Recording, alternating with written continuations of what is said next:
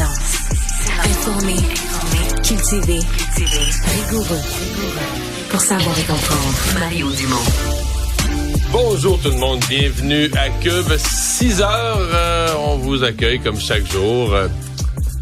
Séquence de beau temps qui se rallonge, qui n'en finit plus de finir. Je vous rappelle les façons de nous rejoindre en studio. Vous voulez commenter les sujets qui ont été discutés dans notre émission, faire vos suggestions, rajouter votre commentaire. Mario @commercialcube.ca 187 Cube Radio. On est toujours bien content de vous lire, d'avoir de vos nouvelles et d'avoir vos réactions en direct. Alexandre Dubé, Isabelle Perron sont avec moi. Bonjour à vous deux. Bonjour. Salut Marie. Bon début de journée. Je me suis couché tard un peu. Oui. Ah ouais? Monday Night Football, c'était les Eagles. J'ai regardé jusqu'à la fin. Les Falcons. Pour voir une fin désastreuse. Un retour à la réalité. Parce que moi, l'année passée, j'étais optimiste. L'année d'avant, j'étais optimiste. Cette année, avec la fin de saison, l'année passée, désastreuse, j'étais très pessimiste. Puis la semaine passée, je m'étais dit, coudonc, c'est peut-être moins pire qu'on pense. C'est une victoire miracle là, au Brésil. Mais non, hier soir, c'était le retour à la réalité. Il n'y a pas d'équipe, il n'y a pas d'attaque, il n'y a rien qui marche. Il y a juste un corps arrière qui peut partir à courir au besoin quand tout va trop mal. Mais sinon, il n'y a pas grand-chose qui tient. En plus des mauvaises décisions du coach. Fait que, ça va m'aider à me coucher plus tôt. C'est ça vaut pas la peine que tu sacrifies tes heures de sommeil. Ça va m'aider à me coucher plus tôt. Voilà. Ce qui m'amène à, puisqu'on parle de sport, je sais pas si tu avais vu cet article de Jean-Nicolas Blanchet, notre collègue du journal. J'avoue là, que c'est très, très bien écrit. Respectueux des partisans, mais quand même, il y a un petit crochet. Parce qu'essentiellement, Jean-Nicolas dit, écoute, là, hier, l'expression utilisée par Jeff Molson, mais c'est l'expression à la mode pour dire que le Canadien a une chance d'être dans les séries, c'est d'être dans le mix. Là. Dans le mix, ça veut dire que t'es pas à Noël, là, t'es pas dans le peloton de queue. Là. T'es encore dans ceux que pourraient être dans les séries en gagnant quelques matchs. T'es encore dans la course. Mais si tu vas voir froidement, là, tu te recules de tes espoirs de partisans, tu vas voir froidement les preneurs au livre. Les gens qui font ou qui perdent de l'argent avec les gageurs. Eux autres, ils voient le Canadien dans la cave. Ils les mettent pas dans le mix. Mais je suis pas surprise de ça. Ils les mettent dans la cave. Je suis allé voir tout à l'heure pour m'amuser les Power Rankings de Sportsnet. Qui font ce qu'on appelle les Power Rankings, c'est les évaluations de puissance des équipes. Je pense qu'ils mettent le Canadien de l'année passée, le Canadien était 27e sur 32.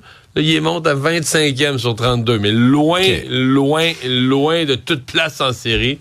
Mais moi, ça dépend toujours de la façon. Si tu as à perdre, tu sais, il y a une différence entre perdre, exemple, 5-1 versus tu perds un match 3-2 où tu vois quand même des belles choses sur la patinoire, t'as l'impression que l'équipe progresse. Moi, c'est ce que je veux voir dans la prochaine saison, là. Moi, je pensais, avec l'arrivée de Lenny, je pensais qu'on était... un petit peu plus proche que ça. Un petit peu plus dans le mix. J'avoue. Mais ça peut changer. Je lisais l'article de... ça peut changer. Je lisais l'article de Jean-Nicolas, puis je me disais... Mais est-ce que les fans sont dans l'illusion la plus totale? Est-ce qu'on se fait doper par les transactions puis l'atmosphère des entre-saisons? Est-ce qu'on se fait doper complètement?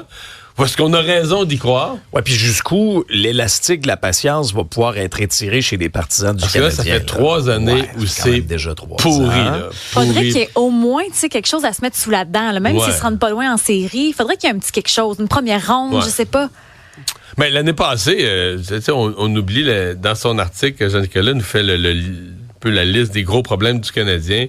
La jeune brigade défensive, l'année passée, le Canadien était une équipe, je pense, la deuxième qui accordait le plus de tirs. T'sais, on oublie ça, là, mais des matchs de 45. Des fois, on évalue les gardiens, mais c'est parce que tu joues pour une équipe qui accorde 40, 45, 50 tirs, des périodes de 20 tirs, il y a un tir en moyenne par minute. C'est un autre défi pour le gardien. Mais je vous avais trouvé optimiste parce qu'on en a parlé du Canadien il y a une semaine à peu près. Puis les deux, vous me disiez, voyons, Isa, on est optimistes, nous autres. Moi, je veux dire que je crois beaucoup en Slafkovský. Je crois à l'idée que ce gars-là va... À mon avis, ça pourrait devenir rapidement le premier compteur du Canadien. Une machine, quand tu as besoin d'un but en fin de période, là, un joueur qui peut vraiment, là, quand il décide, brasser l'adversaire, déranger le défenseur, sortir la rondelle du coin, c'est générer un but là, qui serait pas là autrement, puis tu en as besoin dans la dernière minute, puis tu génères le but. C'est pas nécessairement toi qui le marque, ça peut être un autre, mais tu provoques la chose. Mais bon, On va le savoir, mais c'est sûr que si on lit Jean-Nicolas Blanchet ce matin, on a l'impression, nous, les partisans, on est à toute la gang à l'opium. On est toute la gang à l'opium de la direction du Canadien. Tu voulais me parler de quoi, Isabelle? Une publicité qui fait réagir. Ouais. Tu sais, quand on voit une contravention dans notre pare-brise d'auto, là, on a toute une espèce de... Oh, une contravention de stationnement? Ouais. Faut que je fasse un témoignage? Oui, vas-y. Il y a eu 3 l'année passée, moi, à Montréal. Comment ça? 3. Pour des raisons différentes. C'est pas beaucoup. Tu trouves ça beaucoup?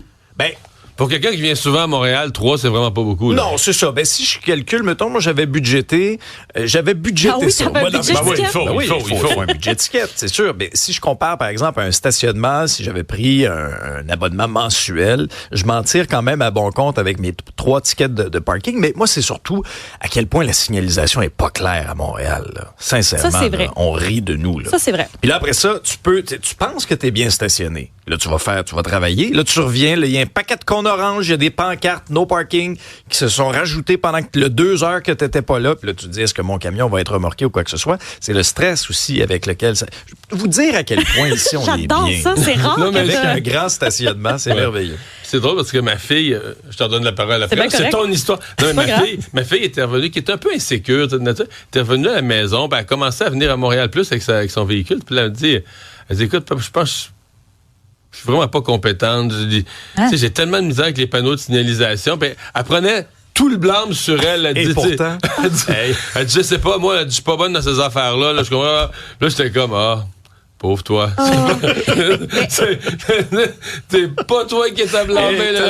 Il y a tellement d'endroits de plus en plus où ça prend des vignettes. C'est de plus en plus difficile de trouver des endroits où on peut se stationner. Ouais, avec la petite flèche, puis l'angle de la flèche qui te dit que la vignette, elle commence ou elle finit à tel endroit. Épouvantable. Donc, une publicité où on a une contravention dans le pare-brise. Oui, mais ça, le but, c'était simplement de faire réagir et de mentionner aux automobilistes qu'ils avaient un rabais. C'est Central Burgham qui a décidé de mettre vraiment la feuille que l'on voit de contravention et il y a une espèce de stem dessus qui est écrit 5 $. Et quand tu tournes le dos de la publicité en question, on voit que c'est vraiment pour une promotion dans le restaurant pour inciter les gens à aller manger un burger. Comme un crédit de 5 $. Exactement. Okay. Sauf qu'on s'entend que c'est comme une fausse bonne idée. Là. La personne était plutôt... montagne russe d'émotions. En même temps, non, tu fais vivre une belle expérience à tout le monde parce que tout le monde vient en maudit, sacre un peu. Puis là, finalement, c'est une bonne nouvelle. Mais non, mais c'est, peut-être. C'est un beau sentiment, ça. C'est apaisant, peut-être. Je sais pas. En tout cas, cette personne-là avait l'air fâchée sur Reddit quand elle a publié cette façon-là. Ce que les gens se posaient comme question, est-ce que c'est légal d'imiter une genre de contravention, l'espèce de papier qu'on met dans le pare-brise? Est-ce qu'on a le droit d'imiter ça? Je le sais pas. C'est la question qu'on se posait. C'est peut-être pas légal, effectivement. Mais moi, de toute façon, je me dis toujours, les papiers dans le pare-brise, pour moi, ça ne fonctionne pas. Même les papiers qu'on met par la poste de promo, là, pour moi, je me dis, mais pourquoi on dépense de l'argent pour ça? Ouais.